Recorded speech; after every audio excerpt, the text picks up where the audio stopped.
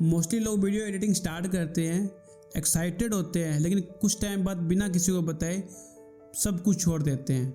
ये मैं क्यों बता रहा हूँ? क्योंकि मैं खुद इस फेज से गुजरा हूँ। स्टार्टिंग में पता है सबको क्या लगता है कि थोड़ा सा सीख लूँ फिर सब सेट हो जाएगा, और मैं भी यही सोचता था। फिर धीरे धीरे एडिटिंग सीखने के बाद काम नहीं मिलना, लोगों का नोटिस नहीं करना, तो क्या होता है, मोटिवेशन गिर जाता है। और तुम्हें पता है सबसे प्रॉब्लम वाला पार्ट कौन सा होता है?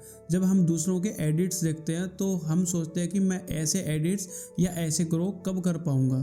फिर अपने क्या करते हैं, हम ज़्यादा ट्यूटोरियल देखना स्टार्ट कर देते हैं, ज़्यादा सीखने की कोशिश करते हैं। लेकिन रियलिटी में ऐसा होता है कि हम सीख कम रहे होते हैं और देख ज़्यादा रहे होते हैं। और तुम्हें पता है फिर एक ना टाइम आता है जब हमें लगता है कि शायद ये मेरा बस का ही नहीं, और ज़्यादातर एडिटर ना वहीं पे क्विट कर देते हैं।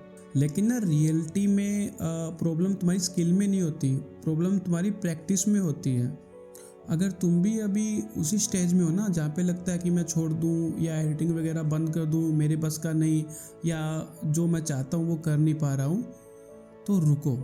तुम ना ये सब सोचना अभी के अभी बंद कर दो। और रही रुकने की बात, तो बिल्कुल भी नहीं रुकना तुम्हें।